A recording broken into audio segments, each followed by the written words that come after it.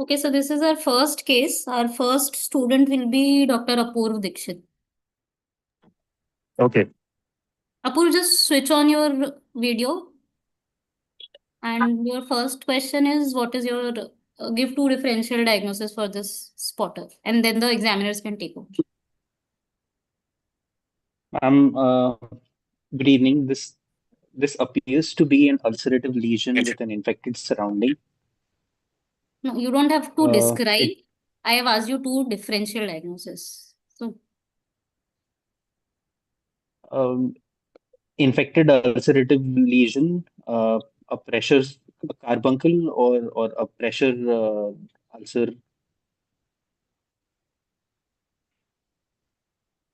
examiners can take over. Dr. Hello. Ashish, Dr. Radha. So, your question is, what is the Yes. diagnosis? You don't have to describe it. Just one diagnosis. You are a MS or a DNB candidate. Just tell me what it is. It's a DNV. You're a Yes. DNB candidate. You're a DNB resident. Okay. So tell me the diagnosis. Yes. एकटा तर राहतोय So सध्या it's in हा हो अरे बापरे it उद्या कधी it it's an infected ulcerative lesion, sir. That That doesn't is make not the diagnosis. diagnosis, no. You said that already. One of the diagnoses.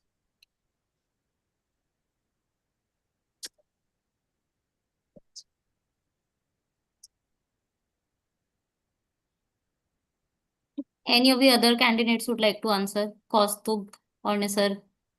Sorry, ma'am, the voice is breaking. Any of the other present candidates want to answer? Kaustubh or Nisar?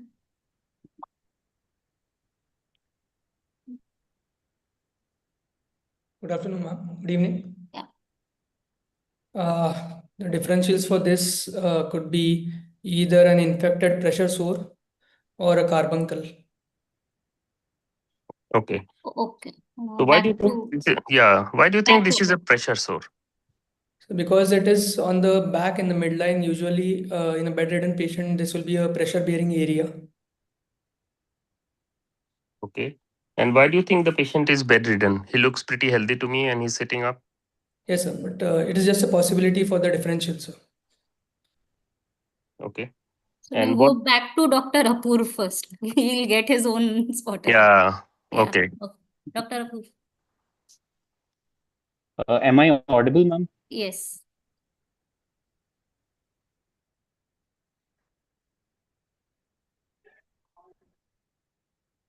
Yes, Apurv, go ahead. So this is an infected pressure ulcer, or is it is a carbuncle? Which one would you keep as the first differential? So I would say an infected pressure ulcer is more likely. Okay. How do you clinically examine this patient? Tell me what are the inspectory findings So and clinically, so we don't know the history. It's just a picture. sir, there's a discontinuity. Yes, sir. So in clinical examination, it is an ulcerative lesion where the base has slough tissue. The surrounding tissue is certainly hyperemic and edematous, from which I can derive that this already has an infection established there. There are loose skin folds with blackish necrotic tissue around the edges of the ulcer. So that gives me a diagnosis of an ulcerative infected lesion. And since it is on the back area on a bony prominence, it goes more into the favor of an infected pressure ulcer. Okay, I'll ask you a couple of questions before Dr. Radha takes over. But how do you define an ulcer? So an ulcer is a break in the continuity of the epithelium. And how does it differ from a wound? Sir, an ulcer has a base, edges, and the margins, and is a wound directly has a break in all the layers of the epithelium. An ulcer can go deeper into the tissue. No, I don't agree with you. So let me answer that for you. If it's an ulcer, it's something pathological, right? An incised wound or a lacerated wound is a wound because it's not pathological, right? It has been caused either by a sharp object in case of an incision or by a blunt object over a bony prominence in case of a laceration. So an ulcer is definitely pathological. Dr. Radha ma'am, your questions, please.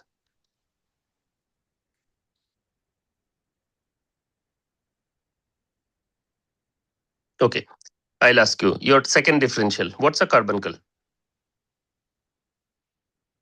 A carbuncle is a soft tissue infection, usually surrounding the follicles usually surrounding the hair follicles of the root of the hair. No, that is not It's a the... pyogenic soft tissue infection. What soft tissue? Subcutaneous tissue. So what is there in the subcutaneous tissue? Fat, sir. Yes. So it's a skin and soft tissue swelling, right? But what differentiates Yes. it from an abscess? Why would you not call it an abscess? So an abscess has pus, which has debris of normal tissue inflammatory material, whereas carbuncle is localized panniculitis or inflammatory reaction of the fat cells in the subcutaneous tissue. Okay. And if I ask you what is the difference between an erysipelas and a carbuncle, what would you tell me? So a carbuncle is more localized to the subcutaneous area, where the erysipelas has an inflammatory erythematous reaction of the entire subcutaneous tissue for an extensive area. No. An erysipelas will never involve the subcutaneous tissue.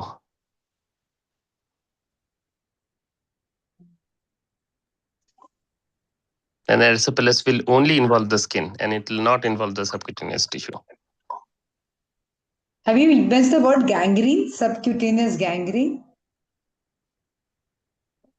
Yes, ma'am, I've heard of it. Heard of it, carbuncle, subcutaneous gangrene? Uh, Yes, ma'am. what are the common sites of a carbuncle? Ma'am, the common sites of carbuncles would be areas of skin which are rich in hair. For example, axillary area, nape of the neck, uh, lower limbs. Why do we get in these areas, Apurva? Dr. Apurva?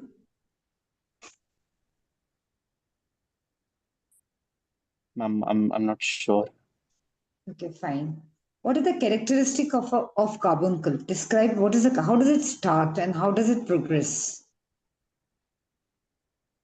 Ma'am, it starts off as a localized inflammatory reaction of the fat in the subcutaneous tissue, which later develops pus, and it spreads out into the surrounding fatty tissue, causing necrosis of the fat in the region. Causing necrosis and gangrene. It Necrosis of it starts as boils, subcutaneous boils, and multiple pus pockets which merge together, right? Okay. coalesce together. Yes, ma'am. Okay. It's seen commonly in which type of people? In which Ma'am, pathology? In diabetes. diabetics. Okay. Sir, where is sir? Day Yeah, sir? I'm around, madam. So before we go to the management, you said a few words like necrosis and gangrene. Can you define what is necrosis and can you define what is gangrene? So necrosis is breakdown at the cellular level, whereas gangrene is Wrong. Your definition is not right. There are specific words you have to use when you are asked to define.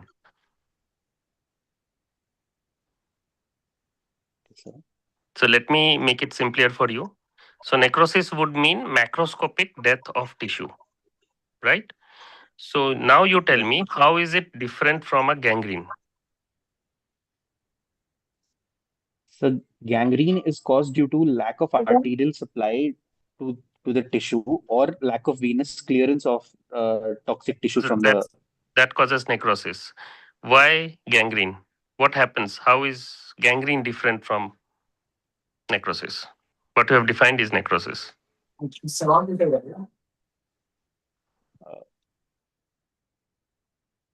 So Will you gangrene is caused when. Yes, sir. Yeah. So why is this a carbuncle? Why is this a gangrene?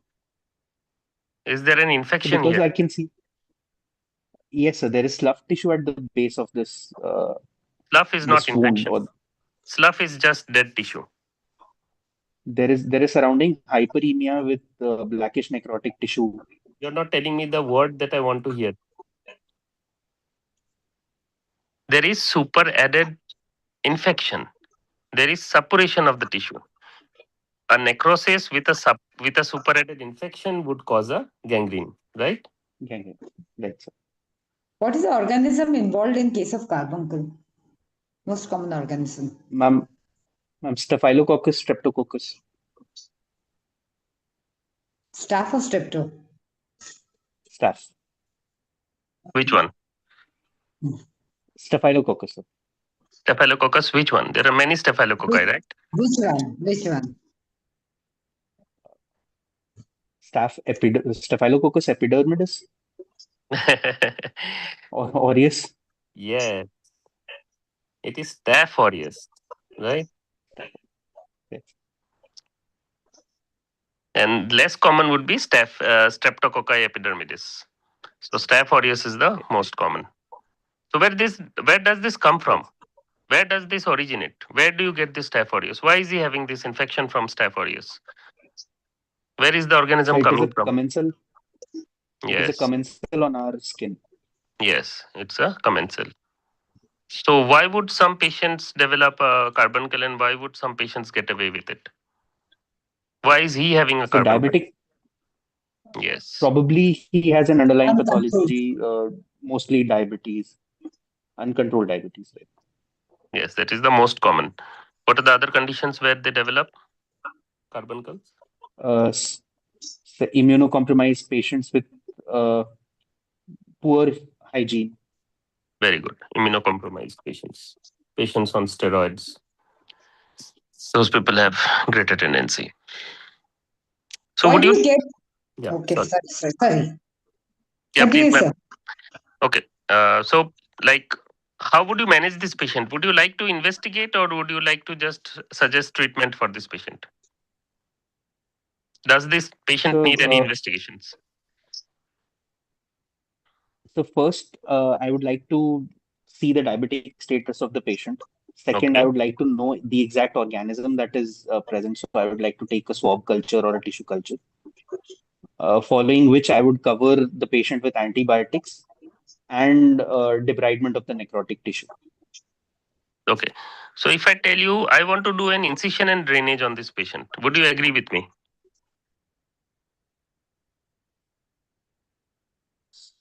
So, for an incision and drainage, there has to be liquefied pus that we drain. Here, I would So, what would you say do that to it this requires patient? more of a debridement of. So, it So is an debridement of the necrotic tissue is what I. yeah. So, you'd excise the carbuncle, right? It's an excision of the carbuncle. Yes, sir. So, how would your incision go? What kind of an incision would you like to make? So I would like to take either an elliptical or circular incision around the uh, edges of the wound or the carbuncle, so that I can reach the healthy tissues and I can remove as much necrotic tissue as possible. Yeah. So you have to remove as much of the necrotic slough that is present in the carbuncle. Okay. Would you like to put the patient on insulin? Yes, ma'am. If the patient has a diabetic condition which indicates insulin, I would like to. Is it better to put the patient perioperative on insulin than on oral hypoglycemic drug? Does it work better for the healing or control of the sugar? Yes, ma'am. perioperatively and postoperatively, insulin management helps with good glycemic control. Okay, Apurva, one general question I wanted to ask you. Do you first control the diabetes, or do you go ahead with the debridement, or it has to be Ma'am, I, simultaneous? Hmm. ma'am, ideal would be a good control of blood sugars. If it can be done simultaneously, I would prefer that. Why do you think it's a vicious cycle, right? An abscess will give rise to sugar, sugar will give rise to an abscess. It's a vicious cycle. It has to be done simultaneously. You can't. This is an emergency condition. You can't wait for controlling the sugar. As soon as you debride it and remove the sepsis, the sugar might come down, right? It's a vicious cycle. Right. Okay, over to Yes, ma'am. Taster. Okay. Sir, Yeah, I'm here. So basically, hello. this patient would be on insulin, right? So after excision of Huh? the Right. carbuncle, what would you expect the sugar levels to be? Do they come down? Do they increase? So I would expect them to come down. And why is that so? So because a focus of infection is being removed from the patient's body, that would help in reducing the inflammatory reaction in the body, and that could result in a good glycemic control. Yeah. So what is the best insulin to be given? What So insulin? a combination of long-acting insulin along with short-acting. What is the most common insulin that you prescribe to your patients in the ward with a acute infective condition Rapid-acting insulin like Novorapid. or Actrapid? You always give a rapid Uh, acting insulin. And why do you give a rapid active insulin? Why not a long acting insulin? so the time of action is quicker. You're able to monitor and manipulate the dosage of Dosage. insulin easily, Right. right? So Yes. you have heard of the sliding scale. Yes, sir. So can you just enumerate just like what is the sliding scale like? Or you just So ask at your about endocrinologist to come in and prescribe, or you as a surgeon would like to write the sliding scale? uh, so I I would prescribe a sliding scale, but if I'm still not able to manage, I'll ask suggestions from an endocrinologist. The So what is survey the is sliding asking scale? you to enumerate the sliding scale. Do you know the slots that are there? How do we give? So at about 130, at about 140 milligram per deciliter, no short-acting insulin. 150 to 180, 2 units. 180 to 200, about 4 units. 200 to 220, 6 units, and so on, sir. Okay, good enough. So have you heard of the term HbA1c? Yes, sir. What exactly is that? So it is glycosylated hemoglobin levels. It gives us an idea about the estimated or average blood glucose in the past 3 months.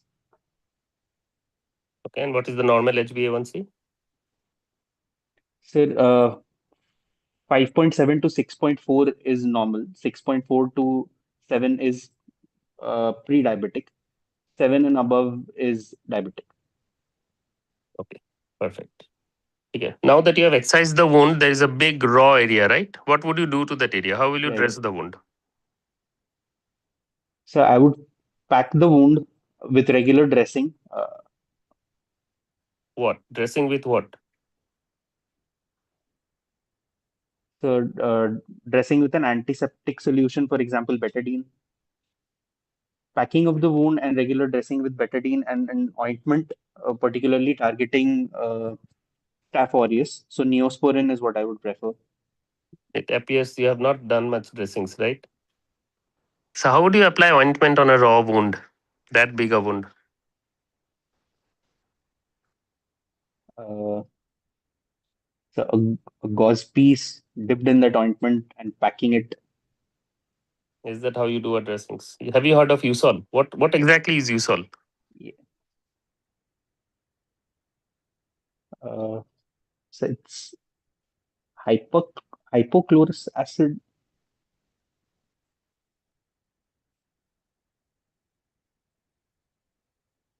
If you are asked to make USOL in the word, would you be able to make USOL in the word? I'm not sure, sir. You have heard of boric acid? Yes, sir. Okay. So examiner will ask you, how do you make fresh USOL in the word? Right? Yes. And that is the best. Rather than having the bottled USOL, it is best to have freshly made USOL. And how does it help? How does USOL help? So it prevents slough to come off on the. No, it doesn't prevent slough. It dissolves the slough, right? It eats away the slough. Right. So what else apart from betadine? What is the disadvantage of using betadine?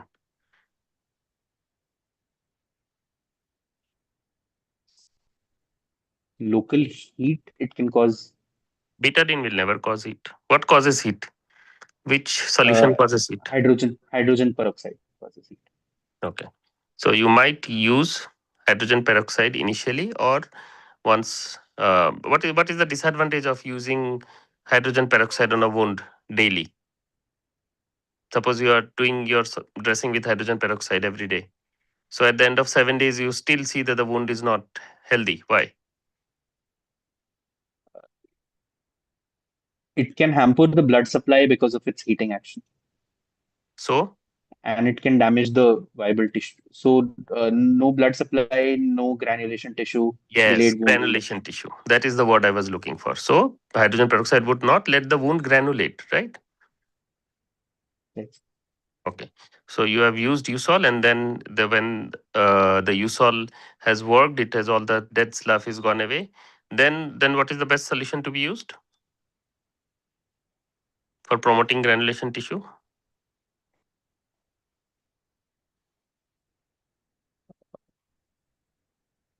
Normal saline, right? No, Once the wound is like healthy and it is granulated, then you use normal saline. Now the patient has a big granulating wound. What do? He'll take 3 months to recover. He's still in your ward. so paraffin gauze is what I would like to use to dress the wound. Fine. Now he has a big granulating wound. He's a ready granulating Right. wound. Would you send him home to be dressed for No, so another 3 months? I would plan for skin grafting if possible. What kind of skin grafting? Split thickness skin grafting, sir. Yeah. So what is split thickness skin grafting? And what is full thickness skin grafting? So a full thickness skin grafting would be where we include epidermis, dermis, and all the layers of dermis. Split Mhm. thickness would be where we take the epidermis and upper layers of the dermis. So in Is this there case, any is there any role of back dressing? Yes, ma'am. Vac dressing is used to promote granulation and to uh, remove collections of fluids from a wound. Okay, so how many sittings will you give? How first sitting is for how many days? Ma'am, about 3 days. 3 to 4 days is where the first sitting would be for 3 to 4 days. Okay. It decreases the size of the wound too, right? Right, ma'am. Okay, what was Sir's question? I just yeah, I was asking, in this patient, what kind of a grafting would you use? A split skin or a full thickness? So if I see good granulation tissue, I would take a split thickness. Why? Why not a full thickness? So there is more chances of contracture of my graft in a full thickness skin graft. A full thickness skin graft contracts. You're telling me just the opposite. this case full thickness will be better.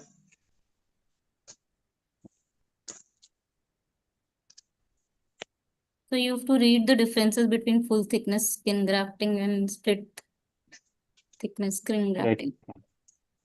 Yeah. Yes, ma'am. So split thickness skin grafting is taken up better, right? Have you seen skin Right. grafts being done? Yes, sir. What do you do to the skin graft before you place it? I mean, split thickness grafts. So we make pores in the graft and then we place it. In one word, what is it called? Meshing. Mesh. Why do you do that? Breathe. So that in order to prevent a collection below the graft. Okay, I'm good. Ma'am, your questions? I'm done with my questions. Or we can move on to the second one now. Yeah, we can. I think we can. Yeah. We should move to the second one. Priya, Yeah, Apurva, well done. Thank you. you Thank you, need to ma'am. read, Thank you, Apu, sir. Yes, ma'am. and attend clinics more. Yes, ma'am. Yes, ma'am. Okay, so our next Yep. student will be You're Dr. from which? Kostu. He's a second year DNB student with us. And Okay. Apurva was from Rich Candy. Breach Candy, madam. Okay. Where's Dr. So my Kostu? first Hi. question is ki, Hi. what is this mode of imaging? Just tell the name and then the examiners can take over. This is a barium swallow.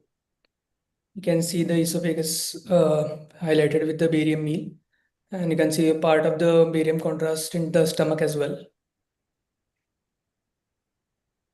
Right, sir, madam. Okay. So what is the pathology that you can see? I can see stricturous anomaly in the lower end of the esophagus. It seems to be a long stricture with Can you point it out? Can you Sorry, point it out? Can you point it out? No. I don't have a pointer, ma'am. Sorry. Okay, fine. Go ahead. Sorry. Yeah. So it seems to be a long stricture in the distal part of the esophagus with narrowing in the of the lumen, and there is a terminal opening of the lumen, and you could see a irregular size of type of a stricture.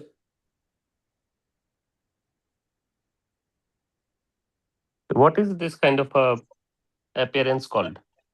It's called as a apple core appearance, like the apple which is eaten from both the sides. Rat tail? Rat tail is also there, ma'am. Yes. Rat tail or Roger rat tail? Okay. I'm sorry, ma'am. Fine. Why do you get this apple core appearance? It is because the lumen gets obstructed circumferentially, and only a thin streak of contrast is able to pass through. And once across the stricture, there is an opening up of the lumen again, and proximal to the stricture as well, there is an opening up, so that both the ends of the apple core are wide, but the central part is narrow. Why isn't this achalasia cardia? Why do you call it a malignant stricture? Achalasia cardia usually will be a smooth tapering of the esophagus, classically called as a bird beak appearance. This seems What is more it? irregular kind of. Is the mechanism same? What is the difference in mechanism in achalasia cardia and malignancy? One is a mechanical obstruction, right? Yes, And the ma'am. other is? In achalasia, there will also be a functional obstruction. Yeah, there's a functional obstruction. Sir, to you. Day, sir, to you. Right, ma'am. So apart from the stricture, what is something that you can see proximal to it? What is happening to the esophagus? There is a proximal dilatation of the esophagus, sir. Right. So you have done a barium meal. What if I say this is an upper GI gastrographin study? Would you still disagree with me? Uh, the gastrographin study would look similar unless I know what type of contrast has been given. Very good. So they look similar. Nowadays we don't do barium anymore, right? Yes, It's usually gastrographin study we do. So what is the liquid that you are asked to ask the patient to swallow? It's in the gastrographin, it is a water soluble iodine based contrast medium. Yeah, what is it called?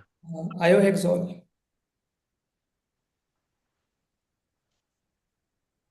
And why don't you use barium anymore? Sir, if there is a chance of perforation or a leak in the esophagus, barium causes much more problems compared to water-soluble contrast like gastrocnemius. What problems? There could be mediastinitis, pneumonitis. Very good. Okay. So now you have this kind of a picture. What is the next investigation you'll ask the patient to undergo? So there's two investigations. Sir, sir, can I ask one question before we go to the investigation, sir? Yes, ma'am. Yes, ma'am. What are the 3-point constricting points in esophagus which are natural? Okay, so the 3 points are at 15 centimeters, 25 centimeters, and 40 centimeters from the level of the incisors. They're at the level of the cricopharyngeus, then at the level of the arch of aorta, Yeah. and at the lower gastroesophageal junction. What is the esophagus extends from where to where?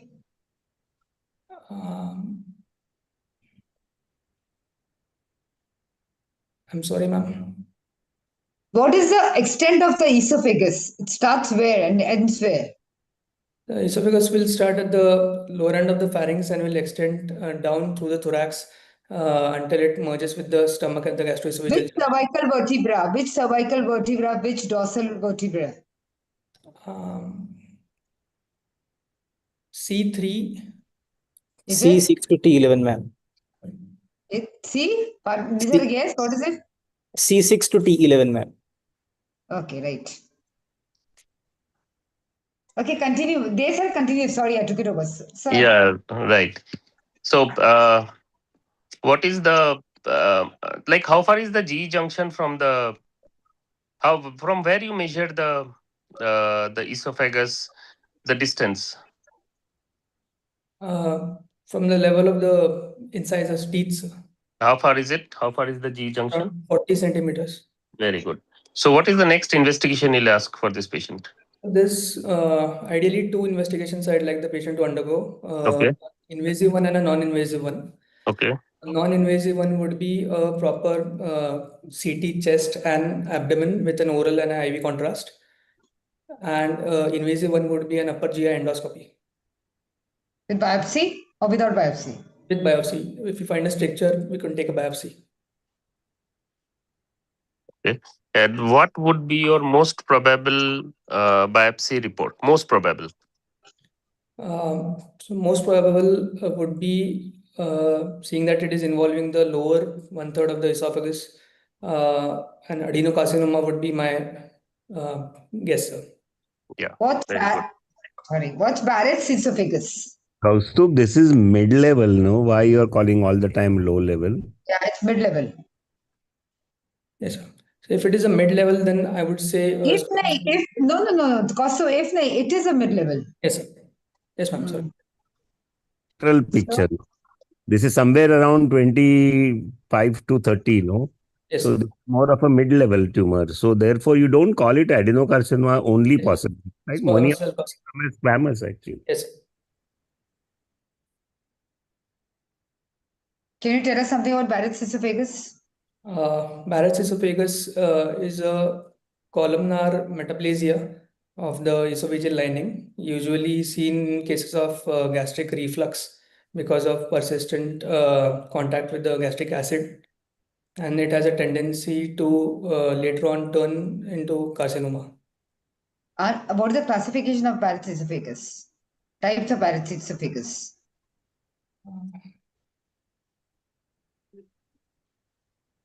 Sorry, ma'am, I'm unable to recall that. Okay. What would you like to do? Okay, sir. Desa, to you, Yeah. sir. Okay. So, is not about this patient, since we are talking about Barrett's. If a patient with Barrett's come to you, what is the ideal treatment for this patient? What would you advise? Would you advise surgery for this patient right away?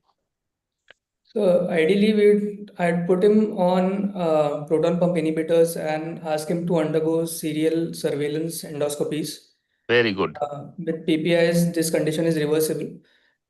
in case on the serial endoscopies it shows a marked increase or proliferation of the cells, then we might advise him to undergo surgery.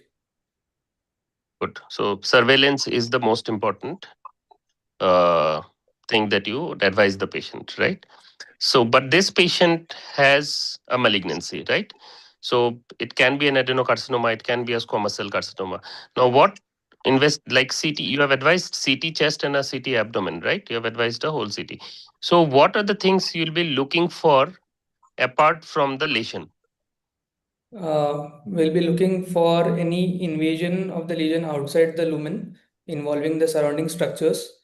We'll be looking for the any metastatic lesions if present, and we'll be looking at the any anatomical abnormalities so as to Where plan surgery. you're looking for metastasis where? Liver most commonly, sir. Okay. You have not mentioned one very important thing that you'd be looking for. Lymph nodes. Lymph nodes. Yes. Nodes, right? So where does the upper third esophagus drain? Which lymph nodes does the upper third esophagus drain? The middle third and then the lower third. The upper third in the lower cervical group of nodes. Middle and lower third.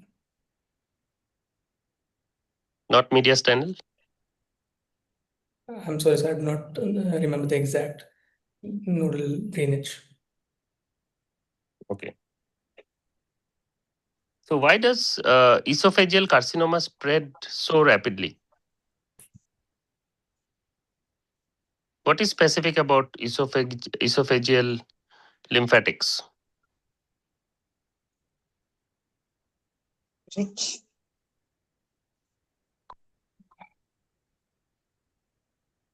Sorry, sir.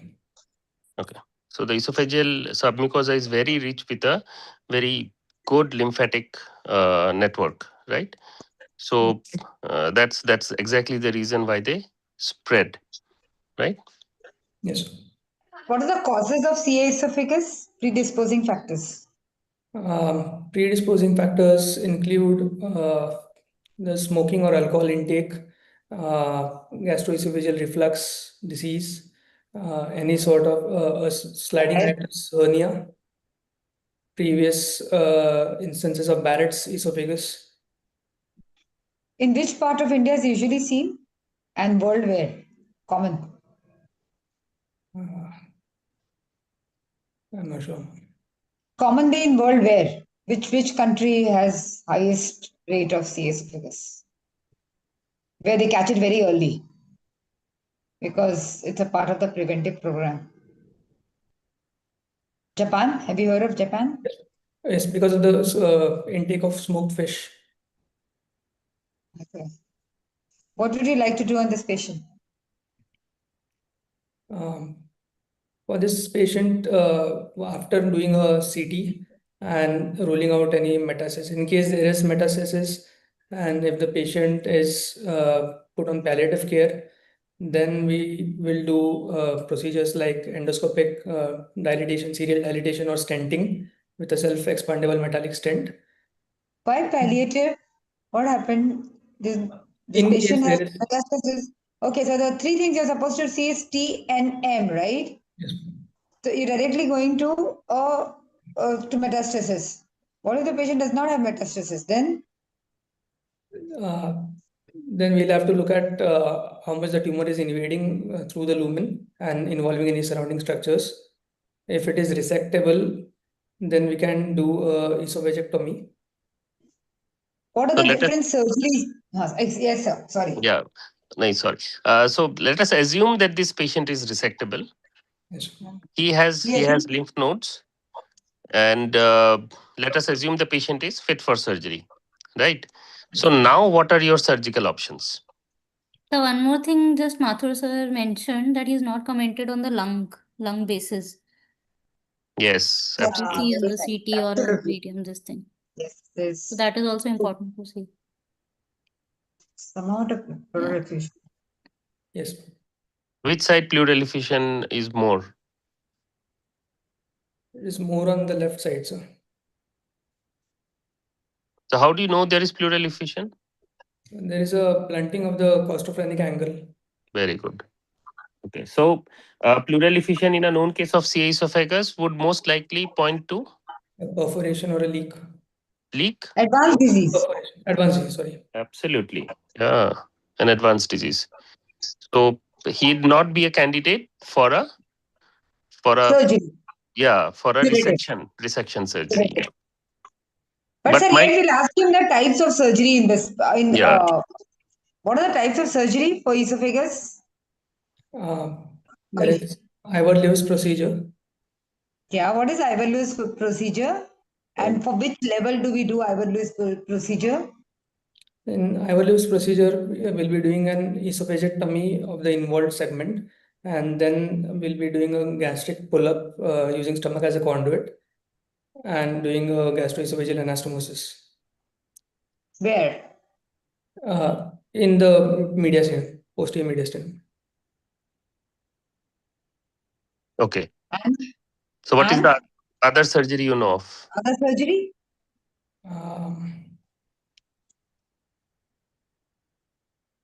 I'm forgetting the names, but there is one in which we will do a cervical anastomosis. Transhiatal. Transhiatal. Yeah. Yeah, go on. Sometimes when the stomach is unhealthy or cannot be used as a conduit, then we can use the left colon as well. So what if the stomach is healthy? Can you use it? Still use it? Yes. So what do? You make a tube out of the stomach, right? Yes, ma'am. And then we pull it up to the hiatus. Based on which vessel? On the left gastric vessel. No. No, Kaustubh. No.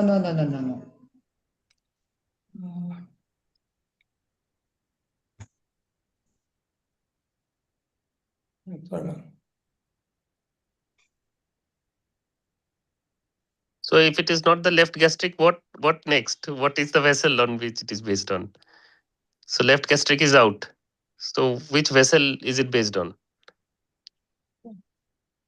Gastroduodenal? No. GE. Which vessels can be lengthened? Yes. Epiploic. Gastroepiploic artery. Fine. What are the complications of doing an anastomosis in the neck? Complications are any type of, there can be bleeding at the site of the anastomosis. There can be leakage from the site of the anastomosis, which can cause mediastinitis. Supposing there is a leakage, what do you do? What can you do? We'll be putting the patient nil parole, and then we'll have to evaluate with the oral contrast CT as to find the site of the leakage and the amount of collection that is there. For small leaks, we can usually observe, but on larger leaks, we'll have to divert the proximal end away.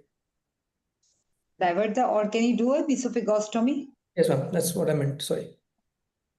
No, don't apologize. What will you do along with this for the nutrition of the patient? We'll be doing either a feeding jejunostomy or a gastrostomy. Gastrostomy. Okay. If we have to use the stomach, then the gastrostomy, otherwise the feeding jejunostomy is better.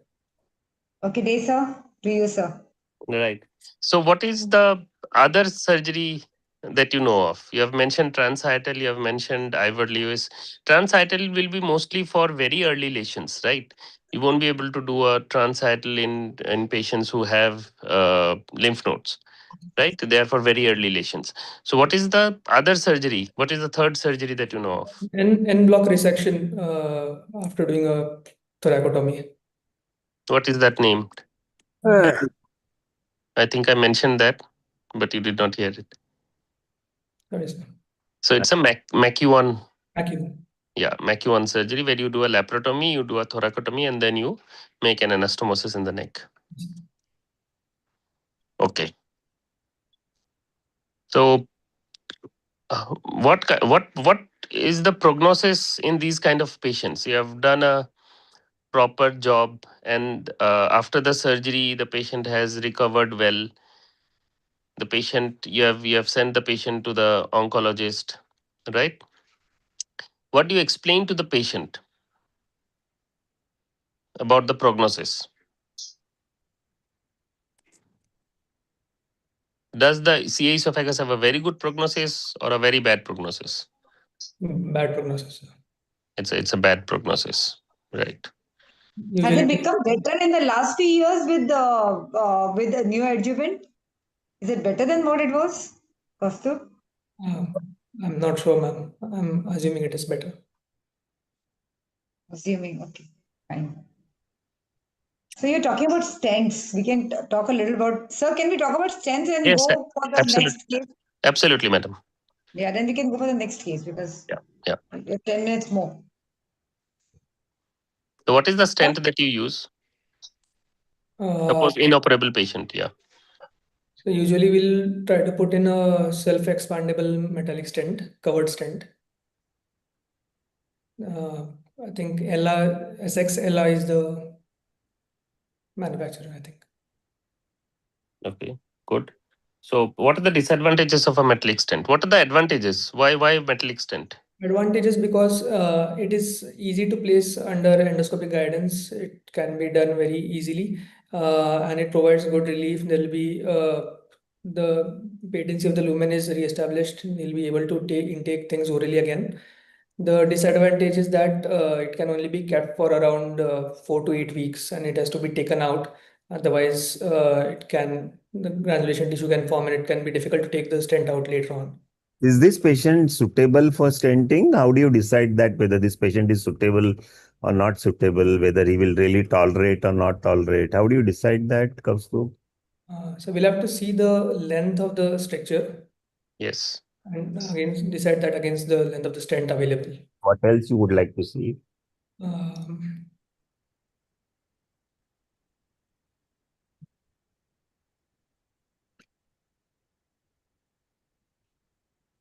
Normally, you would like to see where is the beginning of that stent and head of that stent is there. Yes. Because if it is abutting the bronchus or it is abutting some important thing, then the patient will be very uncomfortable. Yes. Normally, this is a very ideal case. You are below the bronchus and you are at a stage in thorax, and if it's very low at this G junction, then it will slip off. Yes. So this is a reasonably good stricture. So you should be able to, and it's a straightforward stricture. So you are able to pass a good guide wire. Slowly, you can really put a self-expanding stent. Patient will get a good relief. And I think, as Ashish said, patient has a lot of fluid, and this is not likely to be operable. So this is a patient where you can give adjuvant chemotherapy. So you maybe pull him little more than normally 6 months. You will take him about 1.5 years or something. But Yes. the prognosis is not so great. Right, sir. Yes, Ashish. Yes, sir. I think we have covered it mostly. Yeah, we If can there move are We on. have no 10 more minutes left. questions, we'll go to. If there are any more Eight- questions, 8 minutes now. We can Yeah. Go shift to to the the next other one. question. we First, can go to the next last case for today. yeah. Kaustubh, you have done a good job. Thank you. Thank you, Yeah. ma'am. Yeah. All the best, Kaustubh, Dr. Kaustubh. Thank you, ma'am. So, Dr. Nisar, this is your spotter. So, first question is identify the imaging. Hello everyone, good evening. Good evening. Good evening. Ma'am, this appears to me magnetic resonance cholangiopancreatography image. What type? T1 or a T2? Sir, T2, sir. Why you say it's a T2? Sir, the contrast of the pathology, sir, is visible more and the fluid density is brighter. So it appears to be T2, sir. Okay, good. What next? And sir, this What is is pathology? What can you read this? Can you read the MRCP? yes, ma'am. Ma'am, this is a MRCP plate showing a distended gallbladder with a dilated right as well as left intrahepatic biliary radicals, as well as a dilated common hepatic and bile duct. And along, I can see, ma'am, there are approximately 3 filling defects in the CBD, ma'am. Could be possibility of choledocholithiasis, ma'am. Okay, good. So the ducts, the right and the left hepatic ducts, they are dilated, yes, and there are stones in the CBD, Common. Yes, sir. in the common duct, and the gallbladder also appears to be a little distended. Yes, sir. Can you tell me what is Versus. yeah? So what is Courvoisier's law? What is Courvoisier's law? Yes, ma'am. Ma'am, it states that a palpable gallbladder in the setting of an obstructive jaundice is seldom due to gallstones, ma'am. It's more likely due to malignancy. Pardon, can you come again, please? Sir, I didn't get it. Ma'am, a palpable gallbladder in the It's most setting likely of jaundice is seldom due to gallstones, ma'am, or stones, ma'am. It's more likely due to malignancy. Why? Why so? Because, ma'am, it is only possible in the case of periampullary malignancies where the obstruction is complete and therefore there is a extremely or very highly distended gallbladder. What happens in case of in the case of stone? What happens? The patient undergoes multiple attacks of cholecystitis, right? So Yes, it becomes small. It becomes chronically contracted, ma'am, due to repeated attacks of cholecystitis. What are the exceptions to this Courvoisier's law? And there are 2 types of exceptions possible. Either it can be a palpable gallbladder in the case of stones, which can be possible in the case of double impacted stones, VEC syndrome, or an empyema or gallbladder. Yes, ma'am. Okay.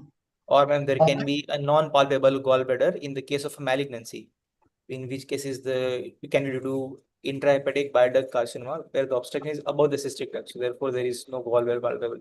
Yeah. Or if the cholecystectomy has been done. Very good. Yeah. Fine. Yes, ma'am.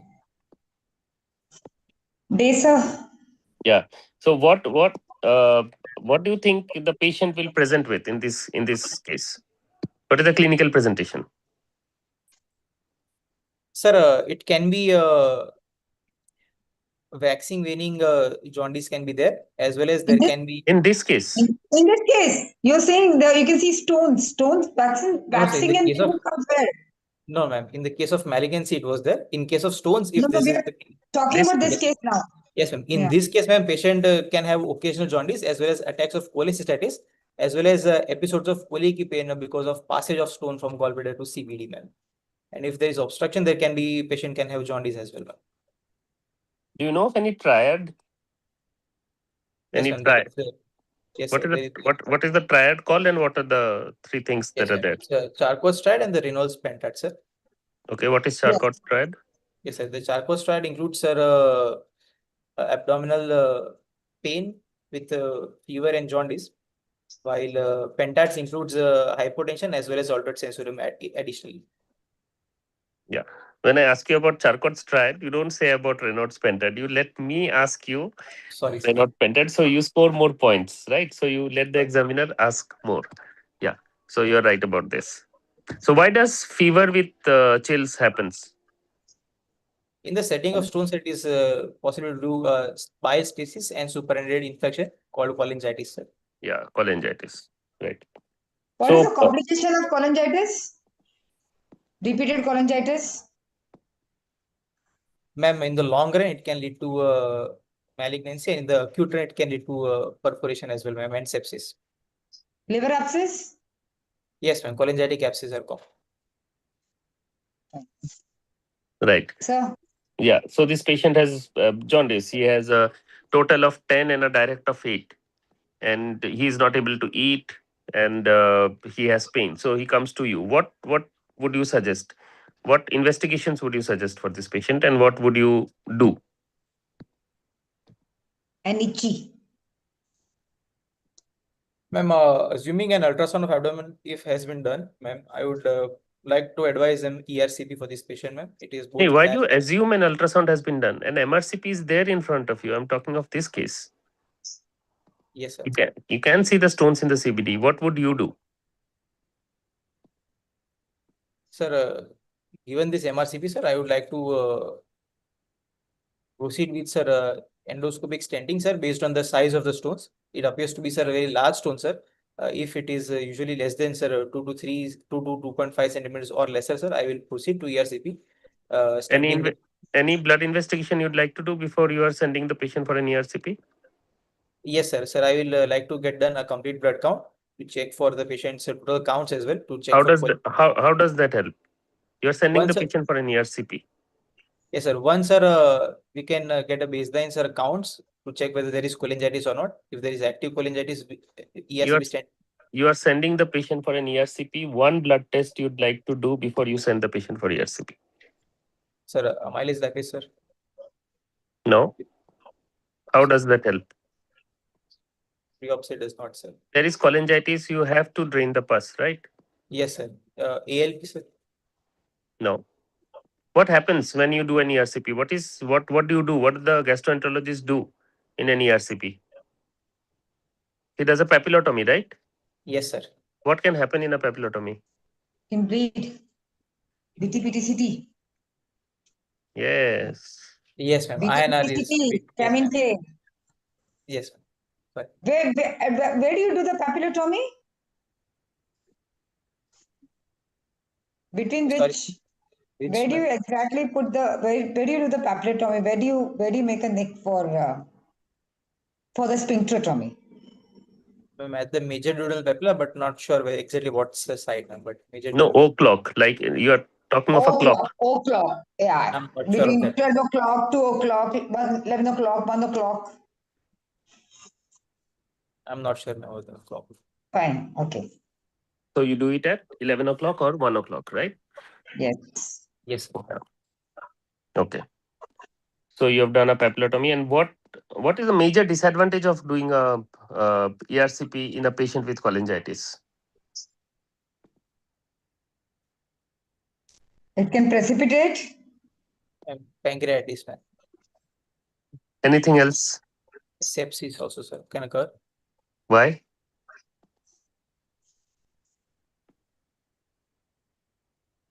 There is, sir, already infection localized to the CBD. We are now Contained infection can become. yes, generalized. Absolutely. Any other complication of ERCP? Pancreatitis? Any bowel perforation? Yes, ma'am. There can be thermal damage as well as small perforation can occur. Where? Where? Duodenal. Where in the duodenum?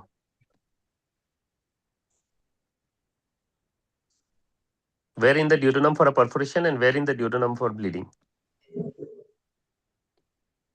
Medial and, sir, posterior walls can occur.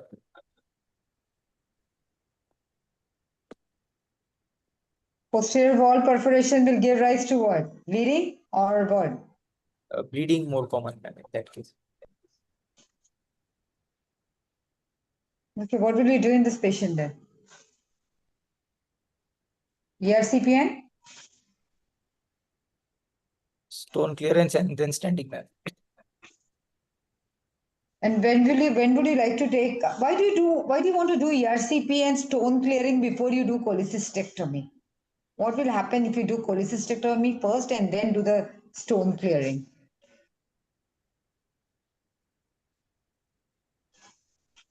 We are removing the gallbladder, but we are removing, keeping the obstruction as is, ma'am. So we need to So first what will that allow lead to?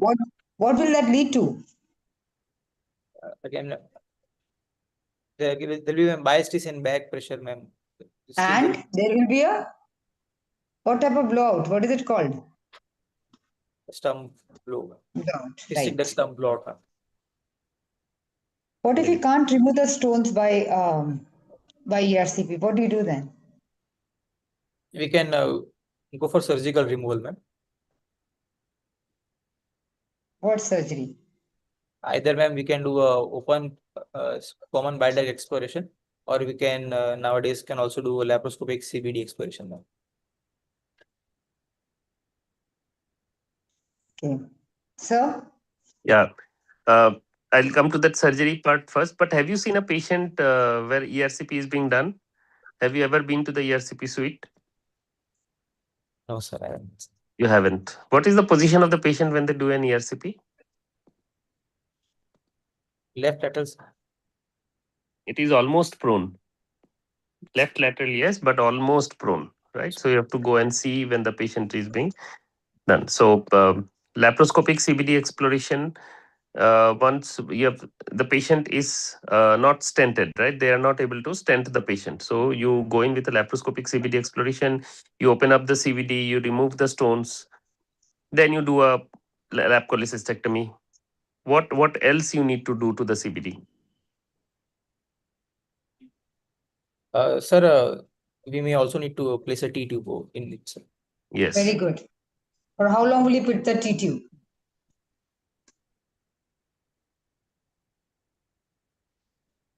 Hello, Nisar. How Yes, long would ma'am. you keep the T-tube? I'm not sure, T-tube ma'am. has two T-tube Two. has two limbs, right? Yes, ma'am. Can you describe a T-tube to me? Sorry, ma'am, which type, sir? Can you describe a T-tube to me? Yes, ma'am. Ma'am, it is in the form of a T shape with Yeah. one long limb and two limbs of a T. The two limbs of a T are, ma'am, placed superior and inferior to the cystic duct or the site of choledochotomy, and the longer limb is brought out via the skin incision. We usually cut it into the. Anything you do to the short end of the T? Yes, The sir. Before, short T. yes, sir. We remove the posterior wall so that both the two limbs can approximate and. Yeah. Good. So, but So what how long, helps? Yeah. how long will you keep the T-tube? How many days? Not sure of the days, ma'am. What are you sure of then? Like once you put the T-tube, what are you sure of? Once we are sure, ma'am, if there is any persistent remaining stones also, there can be a complete output from the T-tube. There will be no stump blowout in this case. The stump is safe as well as How long will you keep the T-tube? When will you remove the T-tube?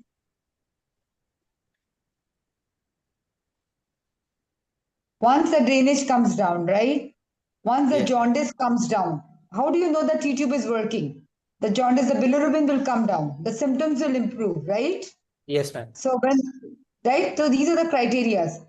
How many days? 14 to 21 days usually. So am I Yes. right, days, sir? Absolutely, sir. Absolutely, ma'am. Yeah. And before removing the T-tube, what do you do? The day, but if I have to remove the T-tube the next day morning, what will I do? I'll check for ma'am anti-gravity drainage, ma'am. Wouldn't you like to clamp the tube and see if the jaundice is going up and if the patient, if we need to keep the T tube, if you clamp it and if the jaundice goes up, that means that the CBD is still not patent, right? It's not going Yes, ma'am. down, You can right? do a And then T-tube before cholangiogram removing it, first and then you do a T tube cholangiogram and then cholangiogram. you remove the tube. Yes, ma'am. So you have to be sure that the CBD is clear. There are no residual stones there, right? Yes, sir. So you have put in a T tube through a rent in the CBD. You have kept the T tube for 21 days, and then you remove it. So what happens to that rent in the CBD? Does the bile not keep coming out? No, sir. The tract will close in itself, sir, because it is a primary incision we have introduced it surgically, sir. Right. It usually closes off by itself. Why does it close off? So, sir, rich blood supply is there, sir, and we are not No. hampering No. it, No. Why does the tract close off? sir, and it's an lined by epithelium, sir. So it will. No. So that is not the answer. If the normal drainage is there with a wide patent duct, the side drainage with a small patent duct will close off by itself. That is the normal protocol even for all fistulas, right? For Yes, all sir. atric fistulas also. If The main lumen is patent, the side branches will close off. Yes, sir. Okay, last question. What is the difference between a primary and a secondary CBD stone? Ma'am, primary CBD stone is rare and it is a primary stone occurring in the CBD first itself. Secondary stones are more common and they occur as a result of primary gallstones and they come back into the CBD. Very good. What are the causes of primary CBD stones? Sir, can be chronic sir infections with organisms or Which organism? Clonorchis.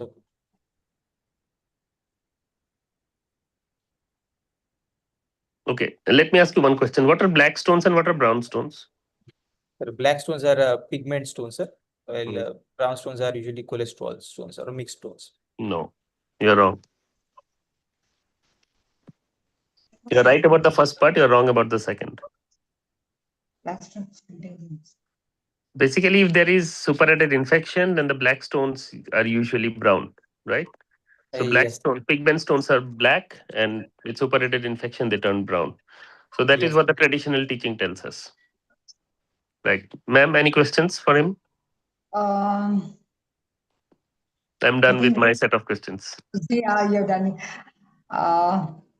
Let me see. I think we are good. I think we're Yeah, done. he's done a good job.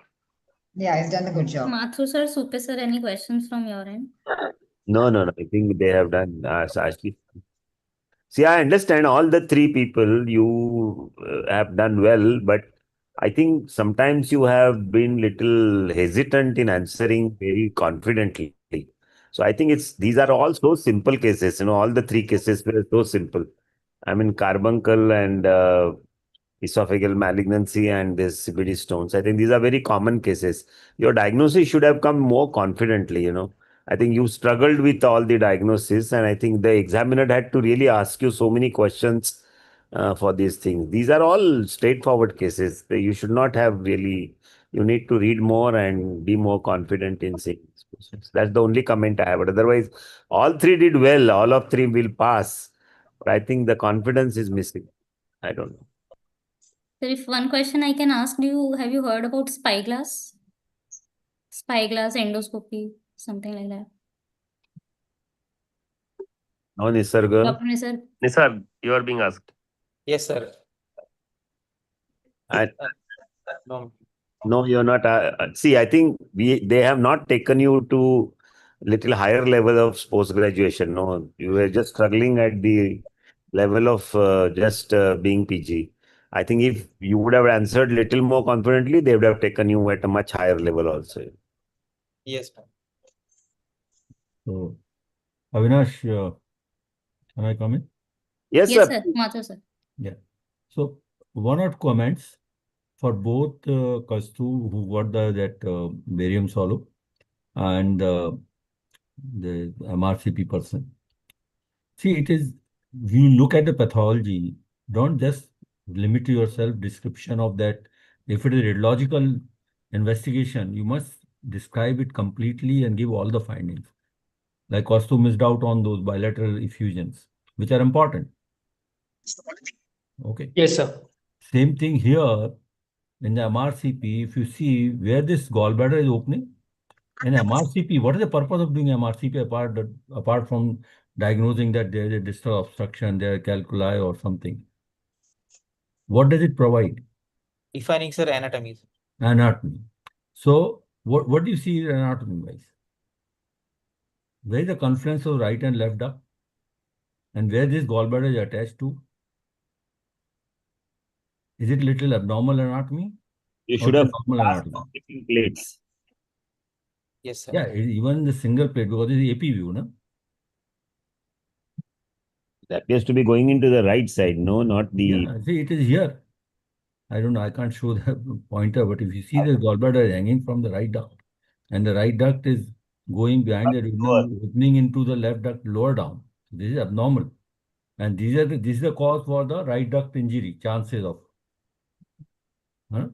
So you need to ensure this before doing, and this will also implication on your T-tube or you want to put a stent, everything will have implications on this.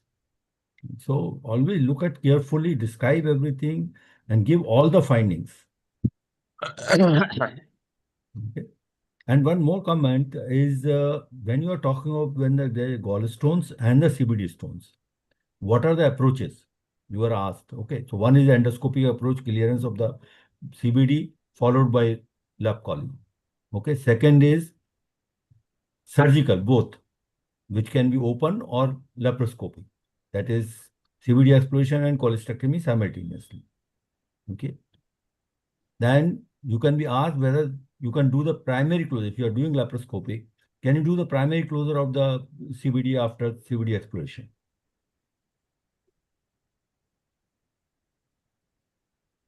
This is what Dr. Sope was telling you, is when you are asked little more complicated questions. So answer is yes, you can do it. If there is no distal obstruction, if there is no cholangitis, walls are healthy. In that case, after doing the completion cholangiogram on table, showing that there are no filling defects and there is a free flow of the contrast into the duodenum, over a stent. So like endoscopic stent, you put the similar type of stent which goes across the papilla, and then you can do the primary closure of the bile duct. Okay, so these are the additional points.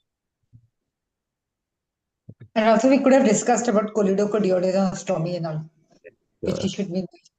Yes, we can take them to that. That if there is distal stricture, what will you do?